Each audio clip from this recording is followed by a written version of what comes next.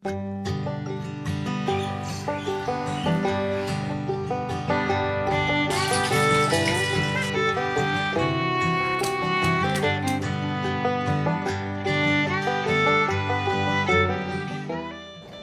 সকাল, আসসালামু আলাইকুম।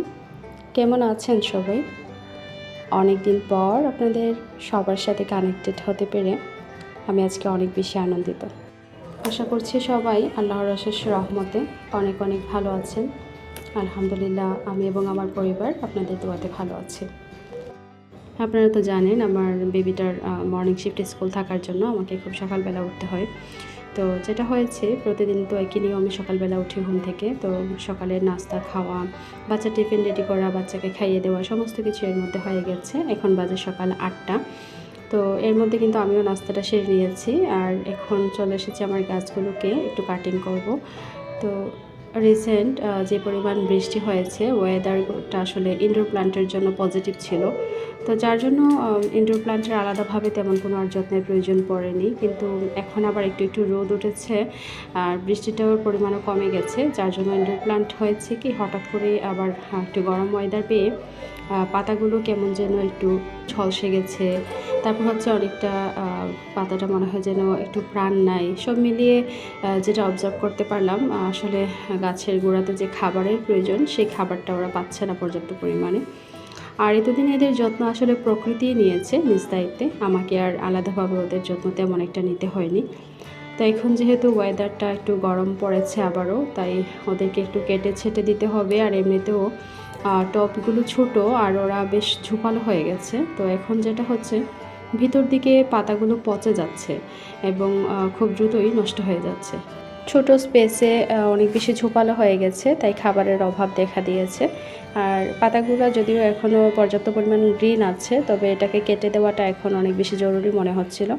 গাছের যে মাদার অংশটুকুন আছে সেটাকে রেখে দিয়েছি, আর যে ডালপালাগুলো ছেড়েছিল বাকি সবটুকুনি কেটে ফেলে দিয়েছি। সার দেওয়া কিছু মাটি প্রস্তুত করাই ছিল আগে থেকে স্টোর রুমে, তো সেখান থেকে কিছু মাটি এনে তারপর গাছের গোড়ায় দিয়েছি, ওই যে টবের মধ্যে আর কি। অনেকদিন যেহেতু বৃষ্টি হয়েছে, তো বৃষ্টিতে কিন্তু অনেক মাটি কেটে যায়, টব থেকে মাটি সরে যায়, পানির সাথে লিকুইড ফর্ম হয়ে ওই যে টব থেকে মাটি কেটে যায়। তো যার জন্য দেখা গেছে টবের মধ্যে মাটি কমে যায় বা গাছের যে গোড়াগুলো হয় সেই গোড়াগুলোও দেখা যায়। তো সেখানে কিছুদিন পর পর অল্প কিছু মাটি এভাবে ছড়িয়ে দিতে হয়, এতে করে গাছের গোড়াটা আর একটু মজবুত হয় এবং খুব সুন্দর করে পাতাগুলো ছাড়ে। রোজা এখনও ঘুমাচ্ছে আর আমি এখানে আধা ঘন্টা সময় নিয়ে সুন্দর করে রিল্যাক্স মোডে বসে বসে আমি গাছের যত্নটাও নিয়ে নিলাম। গাছের প্রাণ আছে সেটা আমরা সবাই জানি, তাই জন্য গাছেরও যত্নের প্রয়োজন পড়ে, না হলে গাছ কিন্তু হবে না। আর বিশেষ করে টবের গাছ বা ইনডোর প্লান্ট, এগুলো একটু যত্ন লাগে। একজন গৃহিণী হিসেবে পরিবারের কোনো সদস্যের সহযোগিতা ছাড়া বা হেল্পিং হ্যান্ড ছাড়া আমি কিভাবে একা হাতে আমার সংসারটা ম্যানেজ করে থাকি, তারই কিছু রুলস আপনাদের সামনে আজকে তুলে ধরবো। যাদের প্রয়োজন আছে তারা আমার এই রুলসগুলো ফলো করতে পারেন এবং যথাসময়ে এই রুলসগুলো ফলো করার মাধ্যমে আপনার সারা দিন থেকে বেশ কয়েক ঘন্টা সময় বেঁচে যাবে নিজের জন্য, নিজের সন্তানের জন্য বা হাজব্যান্ডের জন্য। পরিবারের সাথে সুন্দর সময় কাটাতে পারবেন এই টিপসগুলো ফলো করলে। সবচেয়ে বড় কথা যেটা আমরা সবসময় ব্লেম করে থাকি সময়কে, যে সময়ে হচ্ছে না বা সময়ে পোষাতে পারি না বা সময় কম, কাজ বেশি, অথবা সময়ের জন্য একদম বরকতি নেই। এই কথাগুলো আর অ্যাটলিস্ট আপনার মনে কষ্টের যোগান দিতে পারবে না, এটা বলতে পারি আর কি। মেইন প্রসঙ্গে আমি অল্প কিছুক্ষণের মধ্যেই যাচ্ছি, তার আগে বলে নিচ্ছি আজকে দুপুরে রান্নাবান্নাতে কী কী থাকছে। দুপুরে রান্নাবান্নায় এখানে আছে করলা ভাজি, আছে এখানে আলু পটলের ঝোল মানে মাছ দিয়ে, আর আছে পাতলা মসুর ডাল। সিম্পল খাবার দাবার, সিম্পল রান্নাবান্না, খুব বেশি ঝামেলা নেই। এগুলো আমি সকালবেলায় কিন্তু নাস্তা খাওয়ার পরই প্রস্তুত করে রেখেছি। তো যাই হোক, চলুন আমরা মেইন টপিক্সে ফিরে যাই। সকালে ঘুম থেকে ওঠার পরে আমি প্রথমে যে টিপসটা ফলো করি সকালের কাজগুলোকে ইজি করার জন্য, সেটা হচ্ছে আমি সকালে ভারী কোনো নাস্তা বানাতে যাই না। ভারী কোনো নাস্তা বানাতে গেলে সবসময় যেটা হয়, বরাবরের মধ্যে লেট হয়ে যাবে এবং আমি মেনটেন করতে পারবো না। সময়ের একটা ব্যাপার থাকে, তাড়াহুড়া করে সব কিছু করতে হয়। তো সকালের নাস্তাটাকে ঠিক এখন সহজ এবং হেলদি করে ফেলেছি, যেটা হচ্ছে আগে যেমন একটু কঠিন ছিল প্লাস হেলদি ছিল, আর এখন হচ্ছে সহজ প্লাস হেলদি, এভাবে আর কি ব্যালেন্স করেছি। সহজ প্লাস হেলদি কেন বললাম, আমি সকালের নাস্তাতে এখন বেশিরভাগ সময়টাই পাউরুটি রাখার চেষ্টা করি। সপ্তাহে একদিন হচ্ছে গিয়ে ছুটির দিনগুলোতে একটু ভারী খাবার তৈরি করি, অথবা সপ্তাহের মাঝখানেও কোনো কোনো দিন করে থাকি, তবে প্রতিদিন করি না, এটা শিওর। সকালের নাস্তাটা হচ্ছে পাউরুটি বা বান এসব দিয়ে করি। সাথে কিছু ফ্রুটস থাকে, সিদ্ধ ডিম থাকে অথবা একটা ডিম পোস্ট থাকে, এগুলো দিয়ে সকালের নাস্তাটা করা হয়ে যায়। সবজি, পরোটা, পোলাও, খিচুড়ি এ সমস্ত দিয়ে সকালের নাস্তাটা যদি প্রতিদিন প্রিপেয়ার করতে যেতাম তাহলে 1.5 থেকে 2 ঘন্টা সময় এখানে ব্যয় হয়ে যেত। সময়ে খাবার দিতে পারতাম না, সেই সাথে কাজ করে কিন্তু ক্লান্ত হয়ে যেতাম সকালবেলাটায়। তো প্রতিদিন এই সমস্ত ভারী খাবার এখন আর রাখি না। যেটা বলছিলাম, এখন কিন্তু প্রায় দুপুর হয়ে গেছে, মানে প্রায় 11:30টার পর আর কি, 12টা প্রায় বাজে এই সময়টাতে।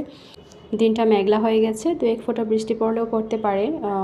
যে কাপড়গুলো শুকোতে দিয়েছিলাম সকালবেলা কিন্তু বেশ কড়া রোদ ছিল, তো সেই কড়া রোদে কাপড়গুলো একদম মুচমুচে করে শুকিয়ে গেছে। এখন সেই কাপড়গুলোকে যদি তুলে না রাখি তাহলে 1-2 ফোঁটা বৃষ্টি পড়লে কালকে হয়তো আবারও রোদে দিতে হতে পারে। তো এই ঝামেলায় আমি যাব না, দিন মেঘলা দেখলাম কাপড়গুলো তুলে রেখে দিই। কাপড়টা একটা সাইড করে রেখে অল্প কিছু মেহেদি পাতা তুলব, তো চুলে দিব আর কি বেটে, তার জন্যই। আর চুলে মেহেদি পাতা দিতে আমার অনেক বেশি ভালো লাগে। মাথাটা যেমন ঠান্ডা থাকে, আরাম পাওয়া যায়, তেমন অনেক বেশি উপকারও পাই। তো যেটা বললাম, প্রথম স্টেপটা তো ছিল আমার সকালের নাস্তাটা সহজ এবং হেলদি রাখার চেষ্টা করি, এবং কী কী রাখি সেই মেনুটাও আপনাদের সাথে শেয়ার করে ফেললাম। তারপর দ্বিতীয় স্টেপে যে কাজটা আমি করি সেটা হচ্ছে নাস্তা খাওয়ার পরপরই সবজি কোটা বাছা, মাছ ডিফ্রোস্ট করার কাজটা আমি করে ফেলি।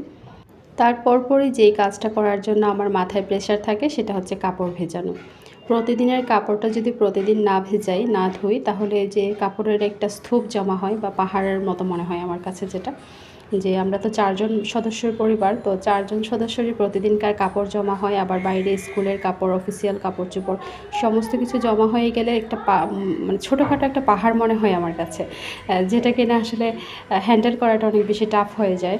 তো সেক্ষেত্রে যেটা করি, যেটা প্রতিদিনের কাপড় প্রতিদিন ক্লিন করে ফেলি, অল্প যাই থাকুক অল্প স্বল্প করে করে প্রতিদিন ধুয়ে নিই। এতে একটু প্যারা হয় যে প্রতিদিন কাপড় ভেজানো ধোয়া একটু প্যারাদায়ক, কিন্তু তারপরও মোটামুটি রিল্যাক্স থাকা যায় আর কি। যেটা এখন দেখলাম যে সময়ের দাবি হচ্ছে এখন আমাকে একটা ওয়াশিং মেশিন কিনতে হবে। তো রাজের বাবার সাথে আমি গত সপ্তাহে মিটিংয়ে বসেছিলাম এটা নিয়ে। তো এটা নিয়ে আর কোনো সুরাহা হয়নি, মানে কিনতে হবে, জানিয়েছি। বিল পাস হতে কতদিন লাগে এটা দেখা যাক। মেহেদি পাতাটা তোলা শেষ হয়ে গেলে আমি স্কুলে যাব, আপনারা ভিডিওতে ফুটেজ আকারে দেখতে থাকবেন। আর তার মধ্যে আমি আমার চতুর্থ স্টেপটা নিয়ে কথা বলি, যে স্টেপটা আমি ফলো করি। যেহেতু আমার বাসাটা একটু বড় এবং বাংলো টাইপের বাসা, এবং সামনে যে বারান্দাটা আছে সেটাও কিন্তু বেশ বড়, এল সিস্টেমের লার্জ একটা বারান্দা। তো সব কিছু মিলিয়ে বাসাটা প্রতিদিন পরিষ্কার করা, মোছা, মপ করা বা ঝাড়ু দেওয়াটা একটু টাফ। তো সেই জন্য আমি যে টিপসটা অ্যাপ্লাই করি সেটা হচ্ছে, আমার যে একটা রুম আছে সামনের দিকে, সেটা একদমই ইউজ হয় না। মাঝে মাঝে রাজ ওখানে যায় বা গেস্টেরা আসলে ওখানে থাকতে দিই। আর এন্ট্রি ওয়ে আছে যেখান দিয়ে আমরা ঢুকি বা বের হই আর কি বাসা থেকে। তো ওই 2টা জায়গা যেহেতু একদমই ইউজ হয় না, তার জন্য হচ্ছে গিয়ে আমি একদিন পর ওই 2টা জায়গা ঝাড়ু দিই এবং ক্লিন করি। মানে মোছার ব্যাপারটা হচ্ছে, আমি সপ্তাহে একবার করে এখন ঘর মুছি। আগে আমি একদিন পর বুয়া থাকতে ঘর মুছতো, বাট এখন হচ্ছে আমাকে সপ্তাহে নিয়ে যেতে হয়েছে ওটাকে, কারণ আমি একদিন পর ঘর মোছার ব্যাপারটা নিয়ে আসলে আমি কাভার দিতে পারি না দেখলাম। তো সপ্তাহে অন্তত একটা দিন আমি ঘর মোছার জন্য রাখি। মাঝখান দিয়ে যদি দেখি যে খুব বেশি নোংরা হয়ে গেছে বা আমার কাছে ভালো লাগছে না, একটু ময়লা বেশি মনে হচ্ছে, সেই ক্ষেত্রে আমি কাভার দিয়ে সপ্তাহে 2 দিন করে, মানে কষ্ট করে হলেও 2 দিন কাভার দিয়ে দিই আর কি। রাজের স্কুলের অপোজিটে পাহাড়ের উপরে একটা নার্সারি আছে, তো আমি আসলে ওখানেই গিয়েছি রাজকে স্কুল থেকে পিক আপ করে। তারপর আমরা ওই যে পাহাড়ের উপর দিয়ে হেঁটে এসে এই নার্সারিতে আসছি, একদম কাছাকাছি। আর এই পাহাড়ের উপরে কিন্তু বেশ কিছু বাংলো বাসা আছে, আমি ফাঁকে ফাঁকে আপনাদেরকে দেখিয়ে দিয়েছি। এই বাংলোগুলো হচ্ছে অফিসার্স বাংলো। তো এইটার উপর দিয়ে যখন আসি তখন আমার মনে হয় যে আমাদের বাংলো বাসাটা যদি এখানে হতো তাহলে অনেক বেশি ভালো হতো। মানে অনেক ভালো লাগে আমার পাহাড়ের উপরের যে সিন বা এইটুকুন আছে, গাছে ঘেরার যে দৃশ্যগুলো আছে সেগুলো কিন্তু অনেক বেশি ভালো লাগে। তো রাজার আব্বুকে আমি বাসায় ফিরে বলছিলাম যে ওইদিকে আমাদের বাংলোটা নিলে অনেক বেশি ভালো হতো, যেহেতু রাজার স্কুলটাও কাছে বা কিন্তু আসলে হয়ে যায় যে আমরা যেখানে যখন সেটেল হয়ে যাই সেখান থেকে মুভ করাটা অনেক বেশি টাফ হয়ে যায়। তো সব কিছু মিলিয়ে ঝিলিয়ে সব স্বপ্ন তো আর সবসময় পূরণ হবার নয়। আর একটু আগে যে দেখালাম এগুলো হচ্ছে বাগানিদের প্রাণ, মানে টব, তারপর হচ্ছে নিরানি, এই সমস্ত কিছু আপনাদেরকে দেখালাম। নিরানিগুলো হচ্ছে 450 থেকে 600 টাকা এরকম প্রাইসে 3টা পিসের একটা সেট, এইগুলো আর কি। আর এখন বাসায় ফিরে হচ্ছে বিকালবেলা শেষ বিকেল আর কি, সন্ধ্যার নাস্তা বানাচ্ছি, পাস্তা বানাবো। তার জন্য এখানে পাস্তা সিদ্ধ বসিয়ে দিয়েছি। আজকে যে রেসিপিটা আপনাদের সাথে শেয়ার করছি সজেস মাসালা পাস্তা, এটা বাসায় করে দেখিয়ে এটা কিন্তু অনেক মজা হয়, বাচ্চারা ইভেন বড়রা সবাই পছন্দ করে। তো যেটা বলছিলাম, আমি এখানে যে মরিচটা আজকে ইউজ করব সেটাতে কিন্তু ঝাল কম। আমরা মরিচের পরিমাণ একটু বাড়তি দিই কালারের জন্য, বাট ঝাল কিন্তু কম থাকে। ওই যে মিক্স করে ফেলি আর কি, ঝাল এবং মিষ্টি মরিচের গুঁড়া দুটোকে একসাথে করে মিক্স করে ফেলি। তো দ্যাটস ওয়াই আমি পরিমাণে একটু বেশি মরিচ ব্যবহার করি কালারের জন্য, কিন্তু ঝালটা কিন্তু পর্যাপ্তই থাকে, খুব বেশি হয় না। এখানে আমি টমেটো পেস্ট, যেটা ক্যানজাতো পাওয়া যায়, সেটা ব্যবহার করছি। আজকে ফ্রেশ টমেটো বাসায় নেই, ফ্রেশ টমেটো বাসায় থাকলে ওটা দিয়ে পেস্ট তৈরি করে দেখাতাম আপনাদেরকে এবং ব্যবহার করতাম। তো যেহেতু নেই বাসায়, তো ক্যানজাতো পেস্ট যেটা আছে সেটাই ব্যবহার করছি। আর ব্যবহার করছি টমেটো সস। প্রথমেই অল্প একটু তেলের মধ্যে ডিমটাকে স্ক্রাম্বল করে নিচ্ছি। এখানে ব্যবহার করেছি আমি 2টা ডিম। স্ক্রাম্বল করার সময় খেয়াল রাখবেন আগুনের হিটটা যেন একদম স্লো থাকে, আর স্লো হিটে খুব দ্রুতই নেড়েচেড়ে স্ক্রাম্বলটা করে নিলে সেই স্ক্র্যাম্বলটা অনেক বেশি খেতে সফট হয় আর মজা হয়। আর স্ক্র্যাম্বল করার সময় আগুনটা বাড়তি থাকলে, ডিমটা একটু ভাজা ভাজা হয়ে গেলে সেই স্ক্র্যাম্বলটা কিন্তু পারফেক্টও না, আবার খেতেও কিন্তু অতটা ভালো লাগে না। সফট স্ক্র্যাম্বলটাই বেশি ভালো লাগে। ব্যবহার করছি এখানে ছোট্ট একটা প্যাকেট ম্যাজিক মশলা।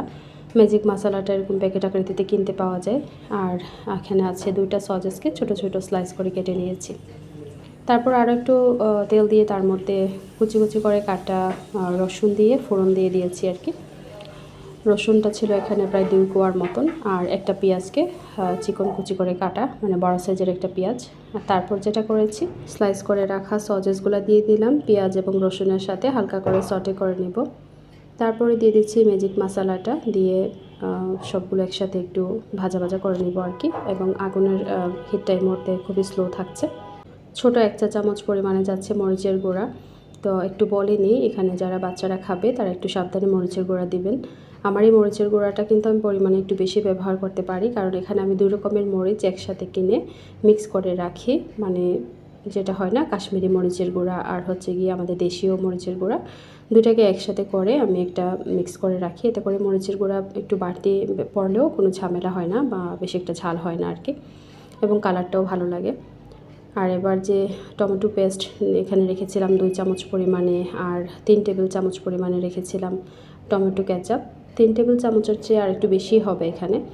তো সেই সমস্ত কিছু দিয়ে দিচ্ছি, আর একটুখানি পানিও দিয়ে দিয়েছি। এখন সব কিছু একসাথে একটু কষিয়ে নেব আর কি। যে কোনো ব্র্যান্ডের পাস্তা কেনার পরে একটু খেয়াল করে দেখবেন প্যাকেটের গায়ে কিন্তু কত মিনিট সিদ্ধ করা লাগবে তার একটা দিক নির্দেশনা দেওয়া থাকে। সেই অনুযায়ী আমি আমার পাস্তাটাকে সিদ্ধ করে নিয়েছি 8 মিনিট ধরে। পাস্তা রান্নার সময় যেটা আরও একটু খেয়াল রাখবেন, পাস্তাটা যেন ঝরঝরে করে সফট হয়ে সিদ্ধ হয়, খুব বেশি নরম যাতে না হয়ে যায়। খুবই সামান্য পরিমাণে জিরা আর ধনিয়ার গুঁড়া দিয়ে দিচ্ছি, দিয়ে একসাথে নেড়ে নিচ্ছি। পাস্তার সাথে কিন্তু কিছু ধনিয়া পাতাও ছিল, আর কিছু কাঁচামরিচ তো আগেই দিয়েছি। তারপর যেটা করলাম, স্ক্র্যাম্বল এগ সবগুলো একসাথে দিয়ে খুব ভালো করে নেড়েচেড়ে মিক্স করে নিচ্ছি। আর এই ধরনের রান্নাতে একটুখানি চিনিও ব্যবহার করলে বেশ ভালো লাগে, স্বাদের একটা ব্যালেন্স তৈরি হয়। তো আমি কিন্তু 1 চিমটি পরিমাণে চিনিও দিয়েছিলাম, জানি না এখানে ভিডিও ফুটেজ আসছে কিনা। পাস্তাটা রেডি হয়ে গেছে, একটা সাইড করে রেখে এবার আমি চা তৈরিতে চলে যাচ্ছি। আর সেই সাথে আমার হোম ম্যানেজমেন্টের বাকি টিপসগুলো আপনাদের সাথে শেয়ার করছি। এই পর্যন্ত আমি আপনাদের সাথে 4টা টিপস শেয়ার করেছি, কোন কাজটার পরে কোন কাজটা আমি ব্যালেন্স করে করি। তারপরে এই 4টা কাজের মধ্যে যে কাজটা ইম্পর্ট্যান্ট অনেক বেশি, সেটা হচ্ছে যে সময়গুলো আমি শুধুমাত্র কাজের জন্য ব্যবহার করি, মানে আমার অ্যাক্টিভ আওয়ারগুলোতে আমি কোনো প্রকার স্ক্রিন টাইম রাখি না।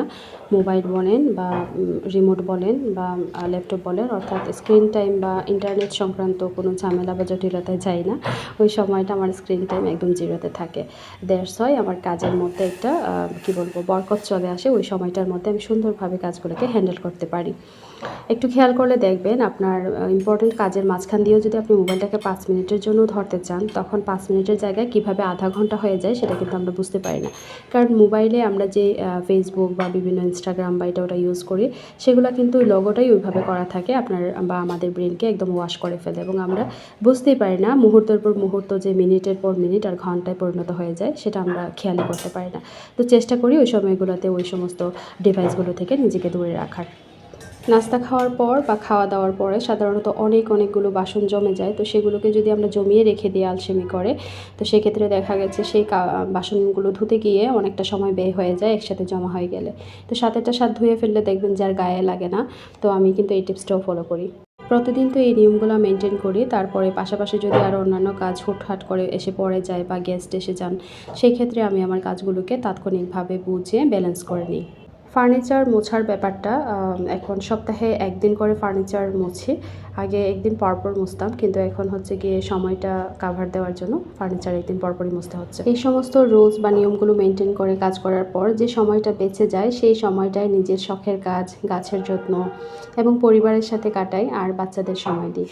টবের গাছে কয়েকদিন পরপরই পর্যাপ্ত পরিমাণ খাবার এনশিওর করতে হয়, যেহেতু ওদের বেঁচে থাকার বা বেড়ে ওঠার একটা ব্যাপার আছে। খুব স্বল্প পরিমাণে মাটিতে সেটা কয়েকদিন পরপর শেষ হয়ে যায়। তো সেই কাজটা আমি বিকেলবেলা করে থাকি এবং ১৫ থেকে ২০ দিন অন্তর অন্তর। রোজকার কাজের এই হ্যাসেলকে স্মার্টলি সামাল দিতে এই প্ল্যানগুলো তো অ্যাপ্লাই করতে হয় দৈনন্দিন জীবনে। ব্লগটা ভালো লেগে গেলে প্লিজ একটা লাইক দিয়ে দিবেন তার সৌজন্যে, আর সাবস্ক্রাইব করে পাশে থেকে যাওয়ার অনুরোধ করছি। আজ এই পর্যন্তই। আল্লাহ হাফেজ।